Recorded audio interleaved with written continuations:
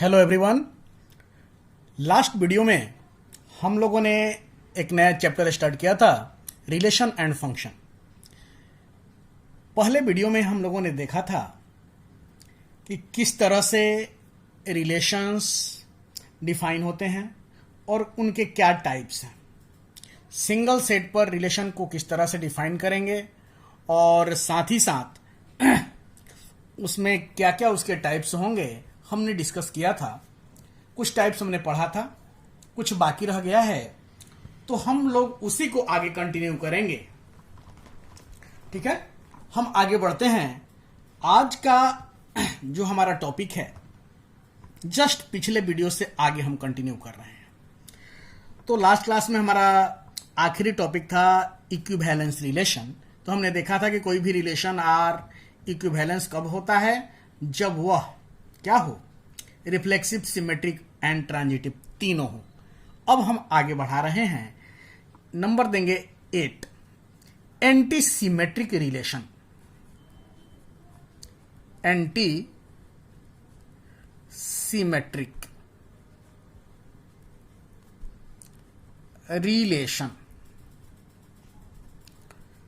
Anti symmetric relation, कोई relation anti symmetric relation कब कहलाता है? देखिए, एक रिलेशन हम लेते हैं आर, बिल्कुल पिछले जैसा ही लेंगे जो कि सेट ए पर डिफाइंड है। तो यह रिलेशन एंटी सिमेट्रिक कब कहलाएगा, उस कंडीशन को समझने का प्रयास करें। देखिए, a relation R on a set A is said to be antisymmetric.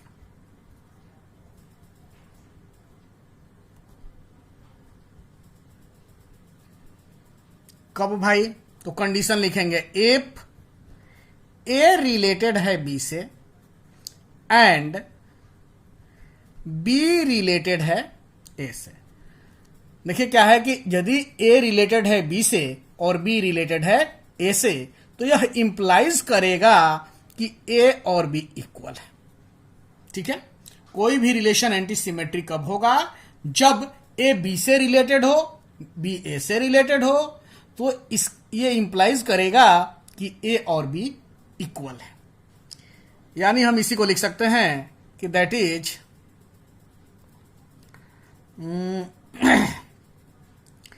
AB belongs to R and BA belongs to R. That implies A is equal to B. ठीक है, thus R is antisymmetric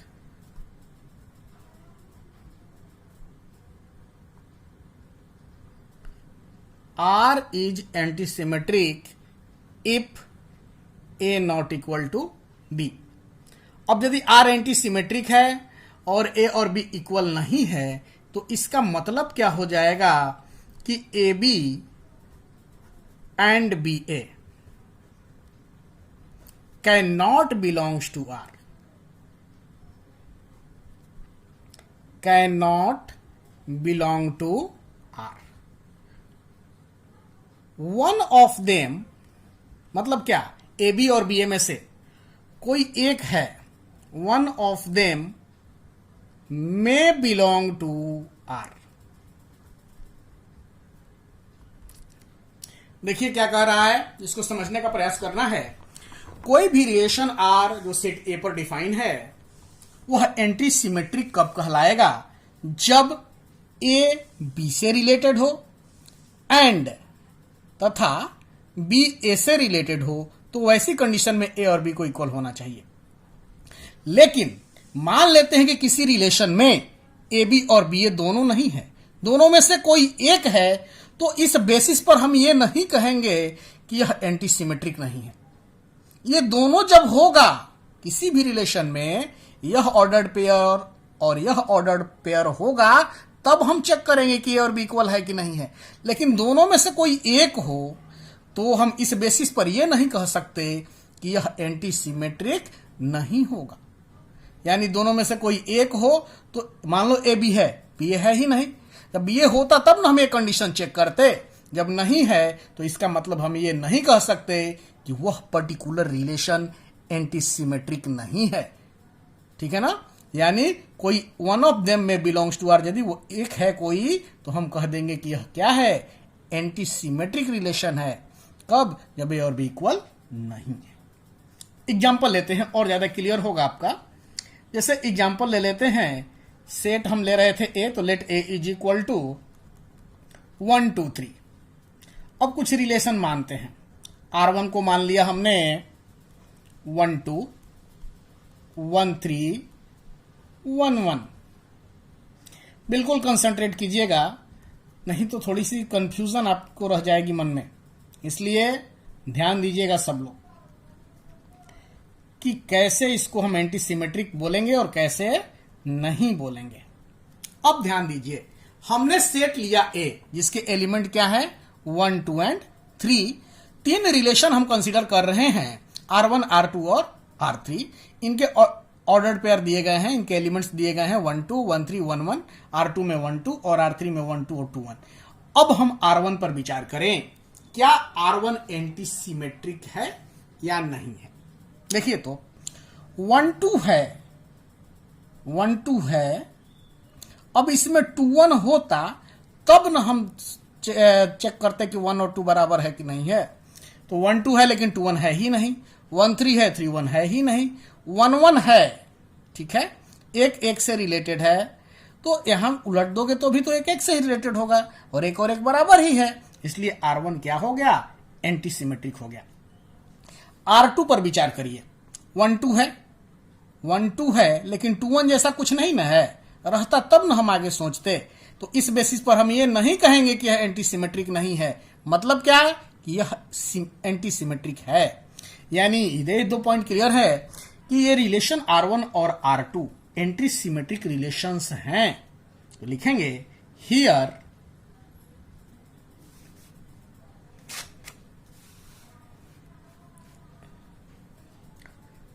R1 and R2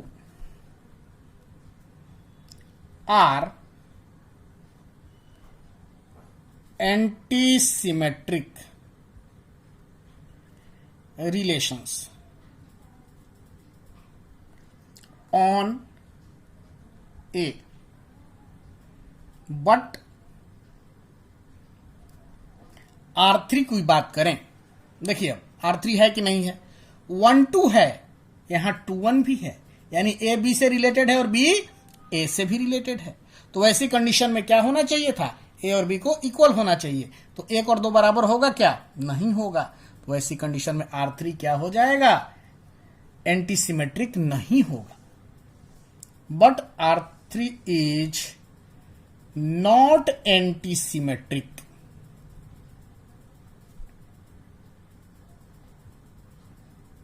relation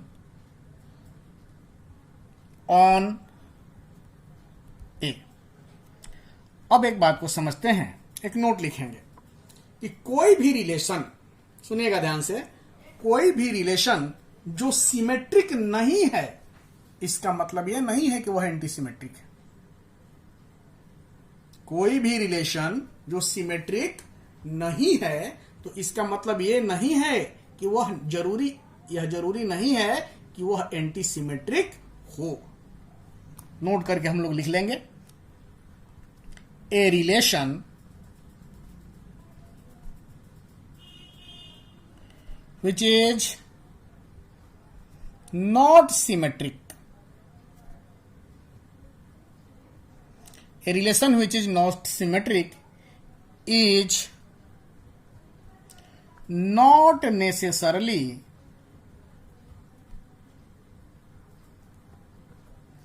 anti-symmetric।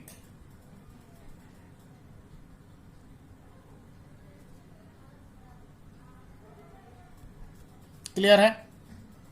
अब हम एक example लेके इसको समझने का प्रयास करते हैं। As for example, let A is equal to 1 2 3, और एक रिलेशन भी कंसीडर करते हैं R। Is equal to 1 2 2 1 2 3. Here R is not symmetric because 2 3 belongs to R. देखिएगा यहां 2 3 है, ठीक है, 3 2 नहीं है, तो ये सिमेट्रिक नहीं हुआ. But 3 2 does not belongs to R. इस रिलेशन R को देखिए कि 2 3 है इसमें, लेकिन 3 2 नहीं है, इसलिए रिलेशन R सिमेट्रिक नहीं होगा. ठीक है ना, इसलिए हमने लिख दिया कि here R is not symmetric because 2 3 belongs to R but 3 2 not belongs to R. अब देखिए, अब थोड़ा सा हम लोग यहां एंटी सिमेट्रिक को चेक करें. ऑल्सो देखिएगा ध्यान से, R यही है ना, क्या यह एंटी सिमेट्रिक है?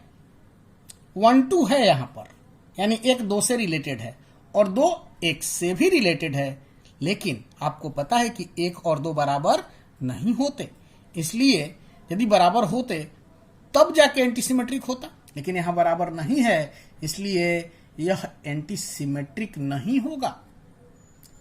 R is not anti symmetric.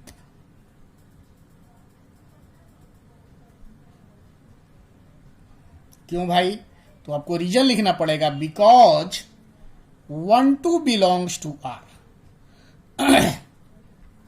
And 2 1 belongs to R.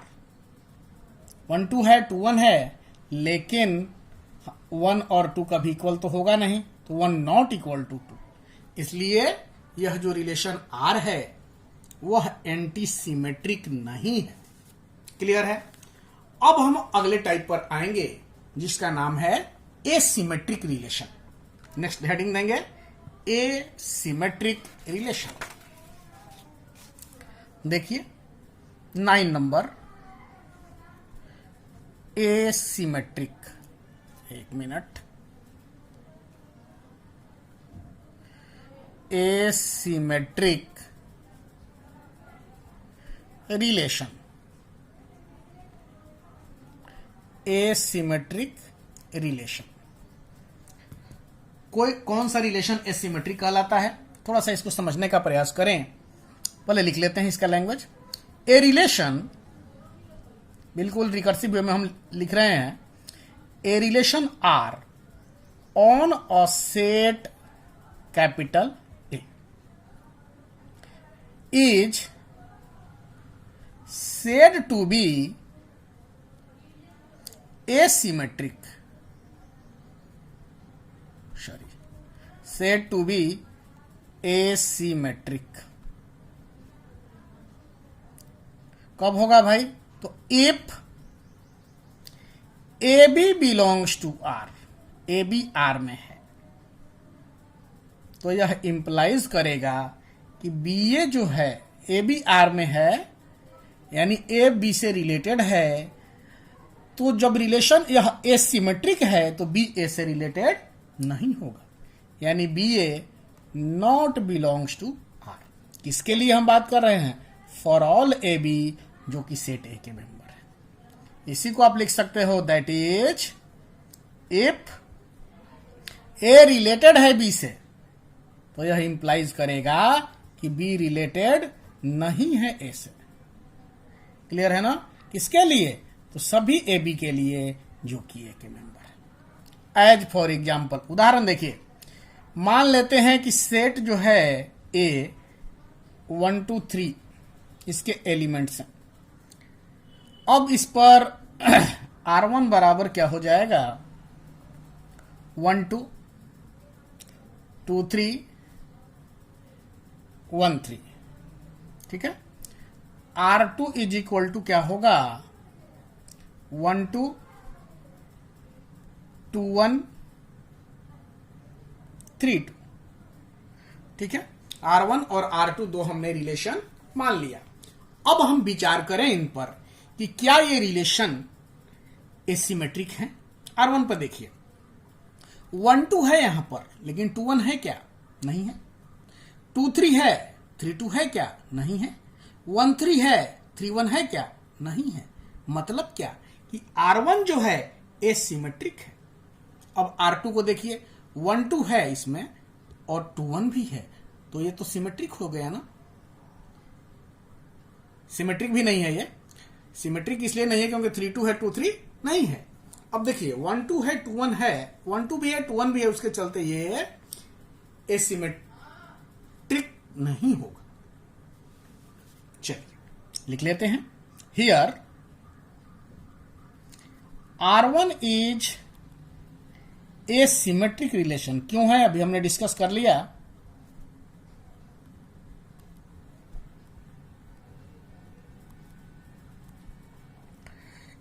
Because लिख भी देते हैं 1 2 बिलोंग्स टू R1 बट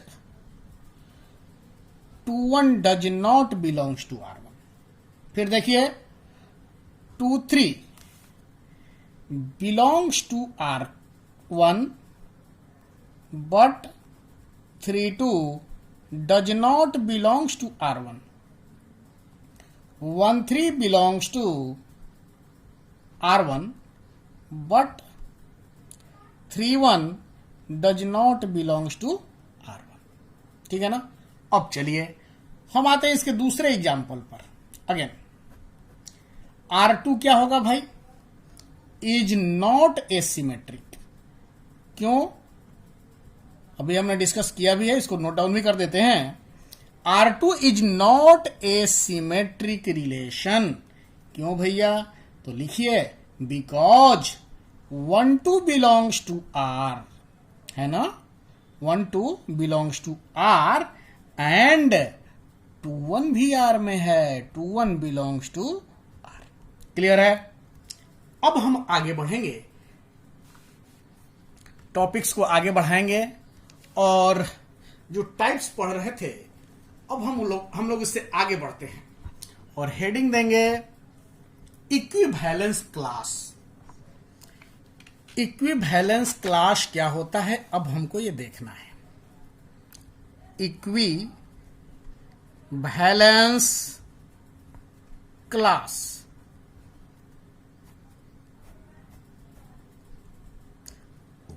देखिए, लेट ऐसा करते हैं कि एक रिलेशन R को लेते हैं जो कि सेट A पर डिफाइन है।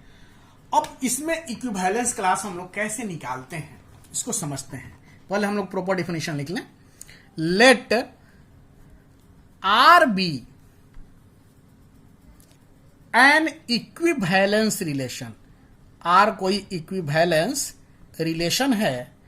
इक्विवेलेंस रिलेशन के बारे में आप लोग जानते हैं, तो हम लिखते हैं let R be an equivalence relation in a set. In a लिखिए चाहे ऑन अ लिखिए, एक ही बात है। On a set A and let A belongs to capital A, then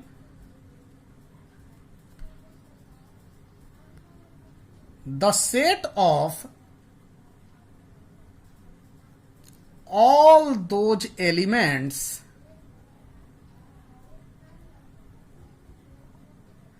of A which are related to a small a is called the equivalence class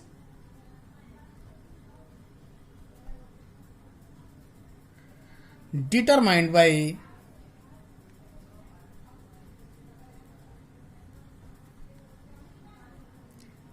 A and it is denoted by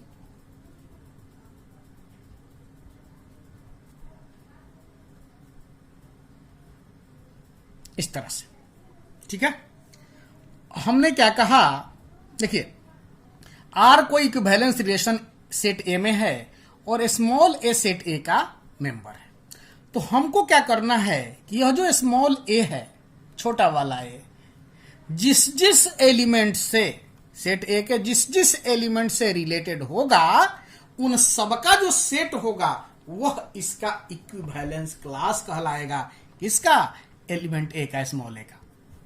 यानी हम लिख सकते हैं, conclude करेंगे कि this equivalence class of a is equal to b. B किसका member होगा? Set A का, such that a B belongs to R. Clear है? अब देखिए, यहां पर कुछ पॉइंट्स को समझना है। अब कोई भी हम मान लेते हैं कि अलग अलग इक्विवेलेंस क्लास निकालते हैं, तो वो या तो डिसज्वाइंट होंगे या आइडेंटिकल होंगे। दोनों हो सकते हैं, डिसज्वाइंट भी हो सकते हैं और सेम भी हो सकते हैं। आइडेंटिकल मतलब क्या? सेम। तो नोट करके हम लिख लेते हैं। हम लोग क्वेश्चन जब करेंगे तो उसमें देखेंगे कि किस तरह से डिसज्वाइंट आ रहे हैं। पहले देखिए, नोट लिखते हैं, टू इक्विवेलेंस क्लासेस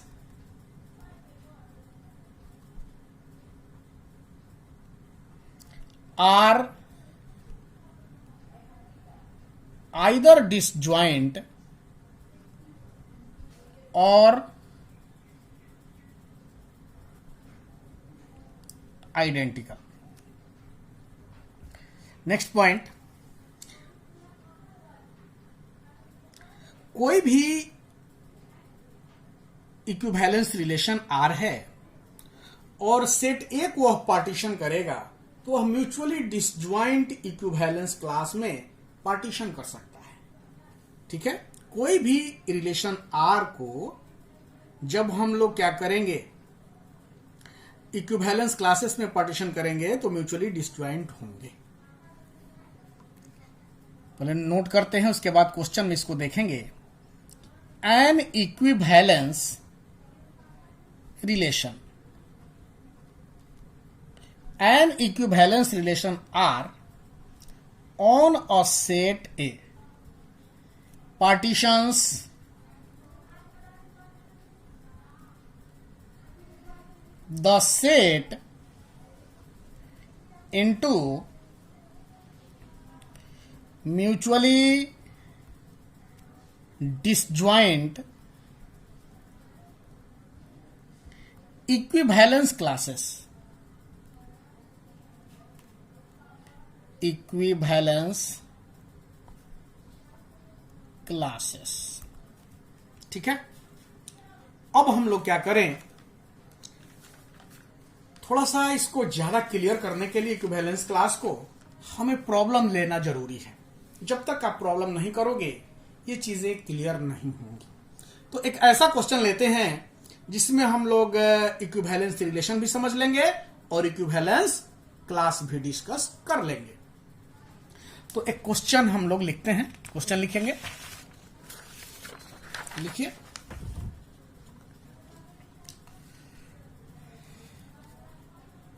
हड़बड़ी नहीं है, बहुत ही आराम से पढ़ेंगे, हड़बड़ाइएगा मत, क्योंकि बहुत ही लॉजिकल टॉपिक है।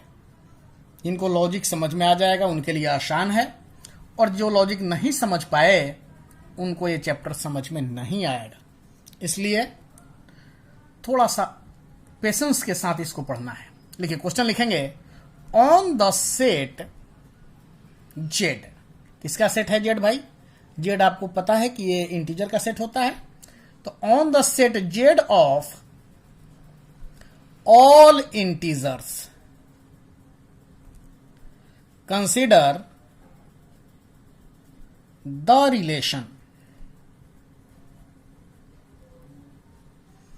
R is equal to AB such that A minus B is divisible by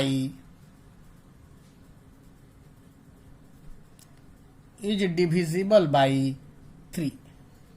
ये रिलेशन हमने कंसीडर किया। अब क्वेश्चन कह रहा है, so that R is an equivalence relation so that R is an equivalence relation on Z. इसी में हम लोग आगे बढ़ते हैं. Also find the partitioning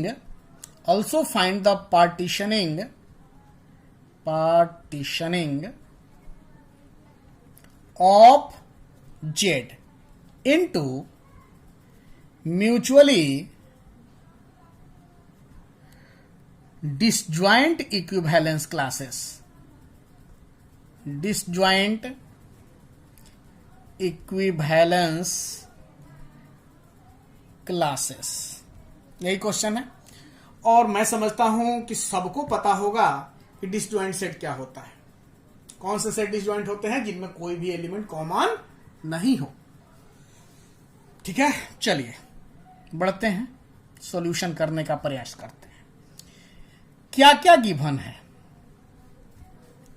एक सेट दिया है जिस पर रिलेशन डिफाइन हो रहा है. वो सेट क्या है? जेड. जेड मतलब सेट ऑफ इंटीजर्स. आगे बढ़ें. आर क्या दिया है भाई? R is equal to a b such that a minus b is divisible by 3. ठीक है. अब चलिए, सबसे पहला काम कर रहा है कि ये प्रूफ करना है कि इक्विवेलेंस रिलेशन है. आपको याद होगा, कोई भी रिलेशन इक्विवेलेंस कब होता है? जब वह रिफ्लेक्सिव, सिमेट्रिक और ट्रांजिटिव तीनों हो. तो हम बारी बारी से चेक करेंगे कि क्या यह रिलेशन ऐसा है. देखिएगा ध्यान से. हम सबसे पहले बात करेंगे रिफ्लेक्सिव की. जैसे मान लेते हैं कि ए जो है, स्मॉल ए, जेड का मेंबर है. देन यहां क्या है? ए माइनस बी. तो रिफ्लेक्सिव क्या होता है? हर एक एलिमेंट खुद से रिलेटेड होना चाहिए.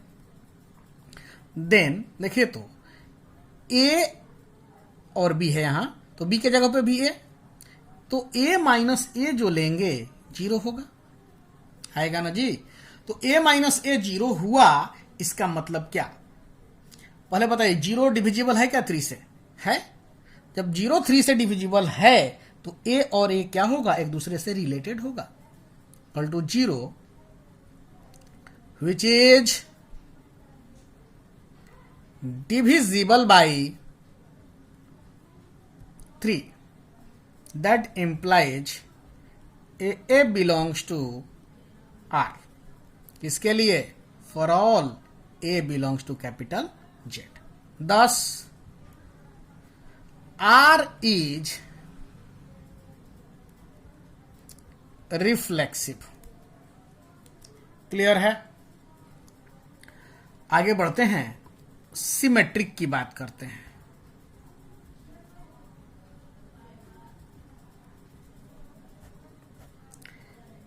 ठीक है. सिमेट्रिक देखिए, let a B belongs to Z. हमने दिए गए सेट में दो एलिमेंट कंसीडर कर लिया, ए और बी. अब देखिए, और मान लेते हैं कि ए बी जो है आर में है, यानी ए बी से रिलेटेड है. तो अब करना क्या है कि इसको आपको दिखाना है कि यह क्या है? सिमेट्रिक है. कैसे होगा? ए बी से रिलेटेड है. यदि बी भी ए से रिलेटेड होगा तो यह रिलेशन क्या हो जाएगा? सिमेट्रिक हो जाएगा. अब ए बी से रिलेटेड है, दिया गया है, हमने माना है कि ए बी से रिलेटेड है. जब ए बी से रिलेटेड होगा तो ए माइनस बी क्या होगा? डिविजिबल बाई 3 होगा ना. That implies a minus b is divisible by 3. अब चलिए, ए माइनस बी जब 3 से डिविजिबल होगा तो क्या माइनस ए माइनस बी जो होगा वो डिविजिबल नहीं होगा 3 से? Divisible by 3. ठीक है, आगे बढ़ते हैं। माइनस लग गया, ब्रैकेट हटाएंगे, दोनों का साइन चेंज, यानी b माइनस ए हो जाएगा। Is divisible by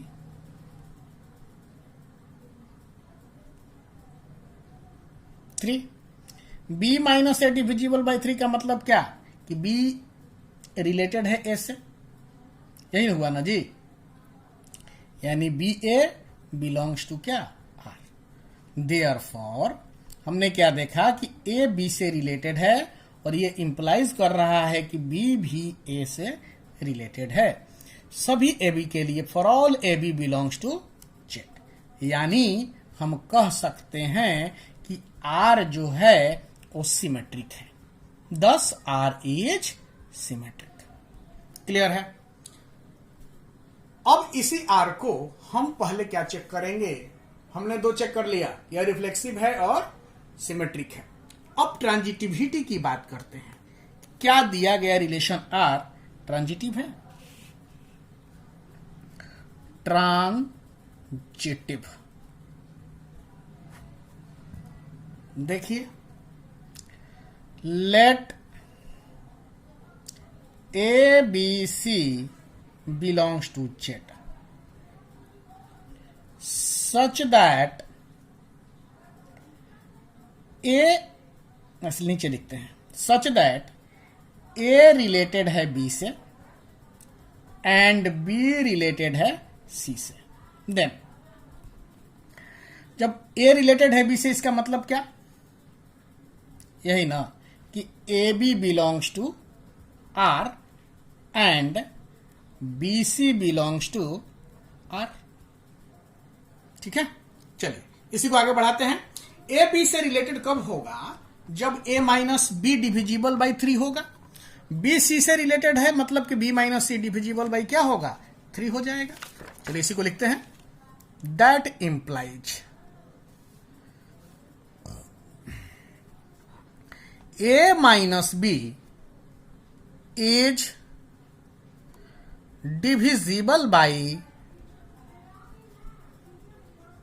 3 and b minus c is divisible by 3। ठीक है, अब चलिए आगे बढ़ाते हैं इसी को। अब बताइए, a माइनस बी 3 से डिविजिबल है, b माइनस सी 3 से डिविजिबल है, तो क्या इन दोनों का सम यानी जोड़, यानी कि a माइनस बी अब प्लस b माइनस सी 3 से डिविजिबल होगा कि नहीं होगा, होगा।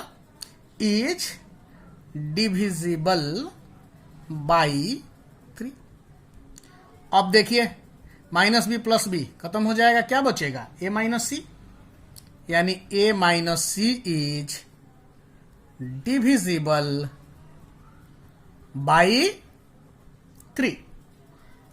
अब a माइनस सी 3 से डिविजिबल है, मतलब कि ए सी क्या है, आर में है, that implies a c belongs to R. हम क्या देख रहे हैं, देयरफॉर ए रिलेटेड है बी से एंड बी रिलेटेड है सी से, तो यह इंप्लाइज करेगा ए रिलेटेड है सी से। For all A B C belongs to Z.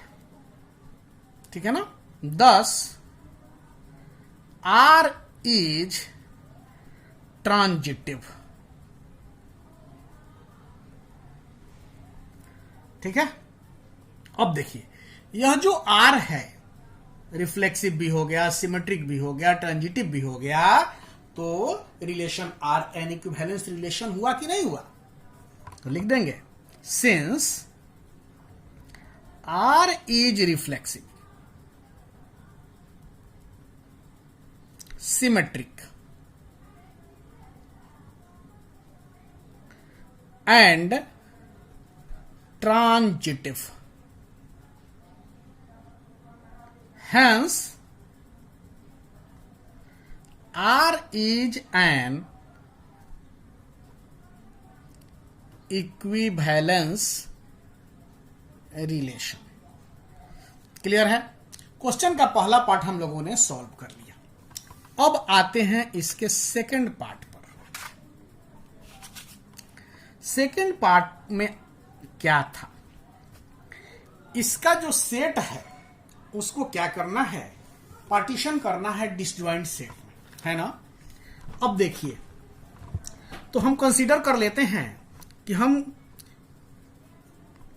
किसका इक्विवेलेंस क्लास निकालेंगे। Let us consider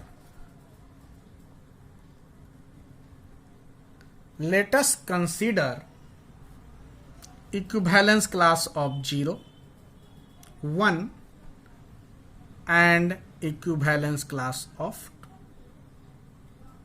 We have 0 का इक्विवेलेंस क्लास क्या होगा, x बिलोंग्स टू z। कब, यहां इसका सेट कब होगा, जब 0 जो है ना रिलेटेड है किससे, x से। याद करिए, हमने यही पढ़ा था कि यहां a था तो b बिलोंग्स टू z, जब a रिलेटेड हो b से, यही हो जाएगा। अब ये कब रिलेटेड होगा भाई, x belongs to z such that 0, यहां क्या था, a माइनस b था ना, तो 0 माइनस क्या, x। यह जो है क्या होना चाहिए, 3 से डिविजिबल होना चाहिए, इज डिविजिबल बाई 3, यही रिलेशन दिया गया है। तो 0 माइनस एक्स की बात करें तो हम जेड में यानी इंटीजर्स में देखेंगे कि 0 में से कौन कौन से इंटीजर को घटाएंगे तो वह 3 से डिविजिबल होगा भाई। एक्स की जगह पे बहुत सारे होंगे, एक्स की जगह पे -6 रखेंगे तो +6 आ जाएगा, 3 से डिविजिबल होगा। तो यहां रखते हैं -6, -3 रखेंगे तो क्या होगा, 3 हो जाएगा, 3 से डिविजिबल है, -3। 0 रखेंगे तो 0 भी 3 से डिविजिबल है। फिर क्या, 3 रखेंगे तो -3, 3 से डिविजिबल हुआ। फिर 6 भी, 6 भी और 9 भी, एटसेट्रा। तो क्या यही नहीं हो गया, बोलिए। फिर देखिए आगे बढ़ते हैं, अब 1 और 2 के लिए भी देखते हैं। देखिए कैसे, अगेन 1 का हमें क्या निकालना है, इक्विवेलेंस क्लास निकालना है। क्या करेंगे, x belongs to z such that 1 related है किससे, x से। ठीक है, ऐसा कब होगा भाई, तो x belongs to z such that 1 minus X is divisible by क्या, 3।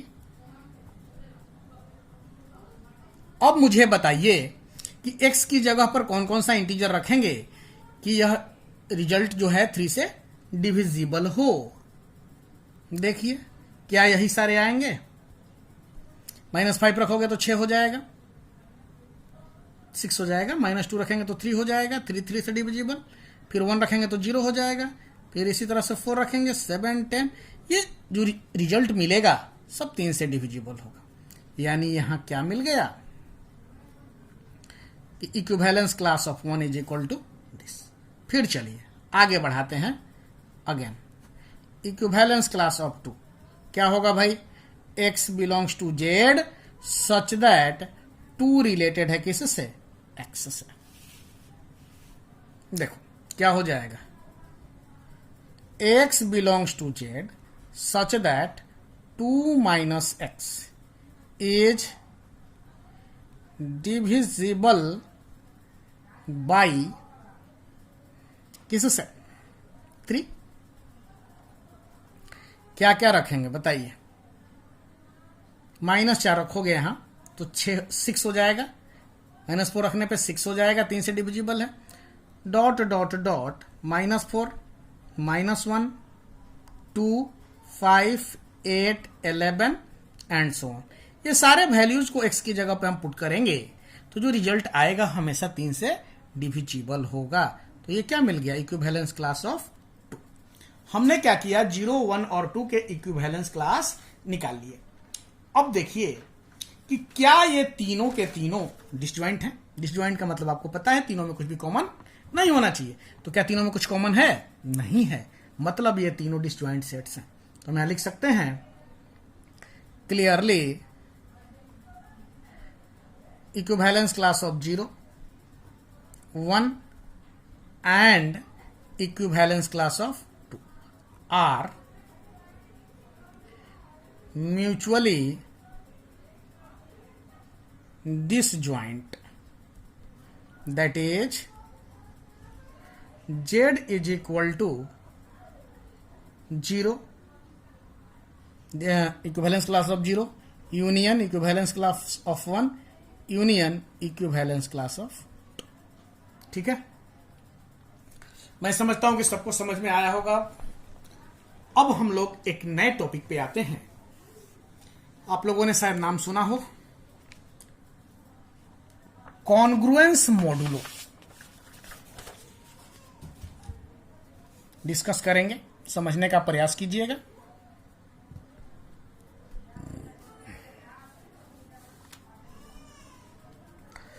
Congruence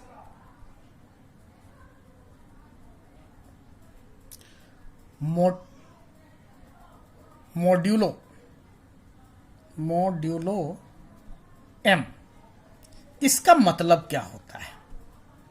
congruence modulo M, congruence modulo M. चलिए थोड़ा समझते हैं इसको। सबसे पहले हम दो इंटीजर ले लेते हैं, ए और बी, ठीक है, और दोनों पॉजिटिव इंटीजर लेंगे। पहले लिख लेते हैं, let A and B be any two integers, A and B be any two integers and M be a small M be a positive integer,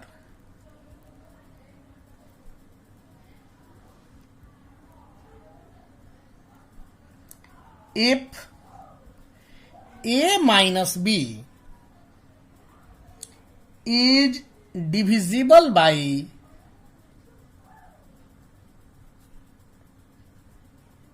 m, then A is said to be congruent to B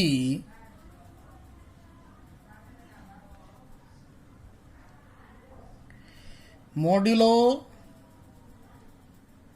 M, and यानी A B क्या congruent कहलाएगा?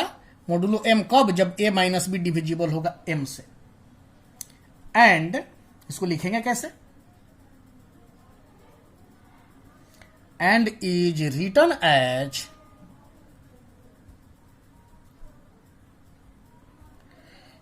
ए congruent B, इस तरह से mod M यानी modulo M. As for example, देखिए पहला example हम कंसीडर कर रहे हैं 15 कॉन्ग्रुएंट 3 मॉड 4। अब देखिए 15 में से 3 घटाएंगे, 15 में से 3 माइनस करेंगे, 3 माइनस करेंगे, क्या आएगा? 12। 12 4 से डिवाइड हो जाएगा, है ना? तो हम लिख सकते हैं 15 congruent 3 modulo 4, because 15 minus 3 is divisible by 4। Second देखिए 15 not equal to -2, sorry not congruent to -2 mod 4। क्यों भाई? देखिए 15 माइनस -2 तो क्या हो जाएगा? 17 हो जाएगा, और 17 4 से डिविजिबल है क्या? नहीं है। इसलिए मॉड 4 के लिए ये दोनों कॉन्ग्रुएंट नहीं होंगे। इसको क्या पढ़ेंगे? Read as 15 is not congruent to -2 modulo 4 because 15 minus minus 2 क्या होगा भाई? That is 17 is not divisible by 4। ठीक है, अब आगे बढ़ेंगे और हम लोग डिस्कस करेंगे कि इनवर्स रिलेशन क्या होता है। इनवर्स रिलेशन,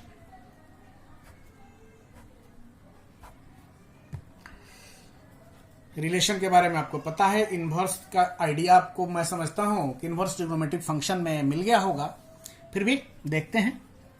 मान लेते हैं कि कोई रिलेशन आर है। Let R is a subset of A cross B. तो सेट है ए और बी, उनके बीच का एक रिलेशन आर है।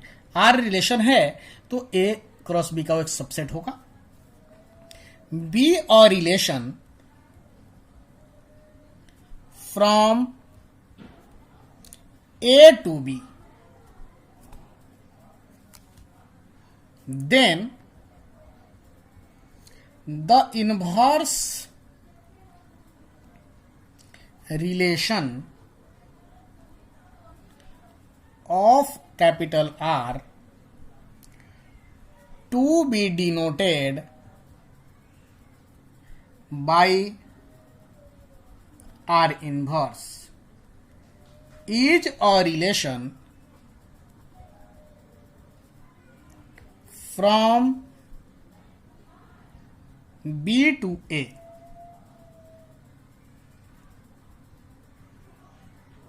denoted by defined by करते हैं। R inverse is a relation from B to A defined by, R inverse से तो डिनोट कर ही दिया। R inverse is equal to, a से बी रिलेटेड था, अब यहां क्या हो जाएगा? बी से ए रिलेटेड हो जाएगा। सच दैट कब? जब ए बी आर में हो, यानी कि आर रिलेशन में ए बी से रिलेटेड है तो आर इनवर्स में बी ए से रिलेटेड होगा। thus A B belongs to R implies and implied by BA belongs to R inverse, where A belongs to capital A, B belongs to capital B, है ना। अब देखिए, एक बात यहां आपको समझ में आ गई होगी, हमने इनवर्स के समय भी डिस्कस किया था। उसमें इनवर्स ट्रिग्नोमेट्रिक फंक्शन में क्या होता था? एक का डोमेन दूसरे का रेंज, दूसरे का डोमेन पहले का रेंज, इस तरह से। तो उसी चीज को लिख लेते हैं क्लियरली। हमने वहां वेन डायग्राम बना के दिखाया था, सॉरी वेन डायग्राम नहीं, arrow diagram. Domain of R inverse is equal to क्या हो जाएगा? यह रेंज के बराबर होगा, किसके? आर के। And range of R inverse ये किसके बराबर होगा? डोमेन ऑफ आर के। हम लोगों ने पढ़ा था कि कोई भी फंक्शन 1 1 and 2 होगा तो वो क्या होता है? इन्वर्टिबल होता है। वैसी कंडीशन में आर इनवर्स का जो डोमेन होगा आर के रेंज के बराबर, और आर का डोमेन आर इनवर्स के रेंज के बराबर। एक चीज और जानिएगा, एक और रिजल्ट हम बात कर रहे हैं कि आर इनवर्स का जब इनवर्स लेंगे ना तो वह आर के बराबर होगा। क्लियर है? अब एक क्वेश्चन लेते हैं हम लोग इस पे एग्जाम्पल में। As for example, let A is equal to 1 to 4, ठीक है। B is equal to 3 0, and एक रिलेशन कंसीडर कर लेते हैं। Let R is equal to 1 3, 4 0, 2 3, be a relation